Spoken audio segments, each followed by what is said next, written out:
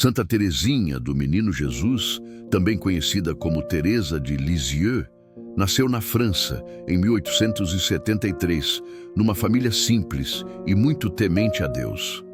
E é bonito começar dizendo isso, porque a história dela não é sobre grandes viagens, nem sobre feitos impossíveis aos olhos do mundo. É sobre um coração pequeno que decidiu amar de um jeito enorme. Teresinha cresce num lar cheio de fé, com um pai carinhoso e uma mãe que a ensinava a confiar em Deus no cotidiano. Mas a vida já coloca uma marca de dor cedo demais. Quando ela ainda era criança, perde a mãe. E essa falta abre um buraco no peito dela, um vazio silencioso que a torna sensível, intensa, emotiva. Teresinha é daquelas pessoas que sentem tudo profundamente. Ela não era forte do jeito que o mundo costuma chamar de forte. Ela era frágil por fora e, ao mesmo tempo, tinha dentro um desejo de céu que só aumentava. Depois da morte da mãe, ela se apega muito às irmãs e ao pai. Entre as curiosidades da vida dela, tem uma que mostra bem esse coração. Ela tinha crises de choro, medos, inseguranças e se cobrava por isso. Era como se ela quisesse ser santa já, perfeita já, firme já. Mas Deus estava formando nela um caminho diferente. E esse é um detalhe precioso para a narração. Teresinha não vira santa porque nunca caiu. Ela vira santa porque aprende, com o tempo, a se levantar do jeito certo. Sem orgulho, sem pose, só confiando. Ela cresce ouvindo histórias de santos e missionários, com um desejo ardente de se entregar totalmente a Jesus. E ainda adolescente, esse desejo vira decisão. Ela quer entrar no Carmelo, um convento de vida contemplativa, de oração, silêncio e simplicidade. Só que existe um problema enorme. Ela era muito nova, e naquela época não era comum aceitar uma menina tão jovem. Mas Teresinha não era uma jovem qualquer. Ela tinha uma coragem serena, uma persistência que parecia vir de dentro, como se Deus estivesse empurrando seu coração com amor. Ela pede permissão ao bispo, não consegue, insiste e nada. E então vem uma das cenas mais conhecidas e curiosas. Teresinha viaja com o pai e a família numa peregrinação a Roma. E lá, em meio a uma audiência, ela faz algo inesperado. Se aproxima e pede diretamente ao Papa que a deixe entrar no Carmelo. Imagina a cena. Uma menina pequena, tímida, mas com uma determinação quase impossível de parar. Ela não está fazendo isso por rebeldia. Ela faz porque sente que seu lugar é ali. A resposta não vem como ela queria, na hora. Mas ela volta com o coração ainda mais firme e pouco tempo depois consegue a permissão. Ela entra no Carmelo de Lisieux aos 15 anos. E aqui começa o segredo da vida dela. Porque muita gente pensa que a vida de um santo precisa ter acontecimentos extraordinários o tempo todo. Mas Teresinha vive o ordinário.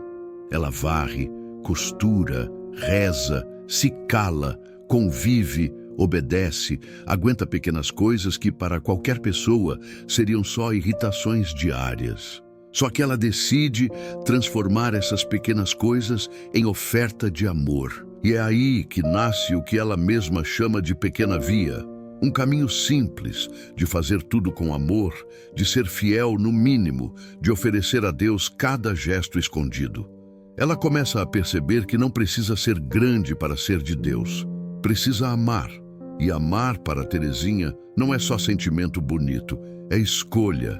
É renúncia em silêncio, é responder com mansidão quando alguém a provoca, é não retrucar, é sorrir quando o coração está apertado, é fazer um favor quando ninguém vai agradecer. Existe um detalhe muito humano na história dela. Teresinha conviveu com pessoas difíceis dentro do convento. E em vez de romantizar, ela conta que precisou lutar por dentro para amar de verdade. Teve uma irmã que fazia barulhos irritantes, outra que a tratava com aspereza. E Teresinha escolhe não alimentar irritação. Ela escolhe amar no concreto. E ela faz isso com uma sinceridade que emociona, porque ela não finge que é fácil. ela só decide. Outra curiosidade linda é o jeito como ela via Jesus. Para Terezinha, Jesus não era um Deus distante, frio, inalcançável. Ele era próximo, ele era amigo, ele era o menino Jesus, no sentido de ternura, de confiança, de intimidade. Ela queria se aproximar como uma criança que corre para os braços do Pai. E essa imagem é poderosa. Enquanto muita gente tenta chegar a Deus pela força, pela performance, pelo merecimento, Terezinha chega pela confiança. Ela dizia, em essência, que a santidade não é uma escada que você sobe com o seu esforço, é um elevador. Você se entrega e Deus te leva. Essa comparação ficou famosa porque traduz o coração da espiritualidade dela: pequenez e abandono. Com o tempo, Terezinha é convidada a escrever. E isso é importante. Ela não escreve para virar famosa. Ela escreve por obediência, para compartilhar sua experiência. E daí nasce um livro que atravessaria o mundo: História de uma Alma. E o curioso é que o texto é simples, íntimo, humano. Não é um tratado complicado, é uma conversa sincera com Deus e consigo mesma. Ela fala do medo, das tentações, da dificuldade de rezar às vezes, da aridez espiritual. Sim, ela viveu aridez. Ela viveu noites interiores. Ela passa por um período em que não sente consolo, não sente doçura na fé. E isso é um detalhe que muita gente precisa ouvir. Terezinha não vive só de emoções espirituais. Ela vive de decisão e confiança. Mesmo quando não sente, ela permanece. E aí entra uma parte forte da história dela: a doença.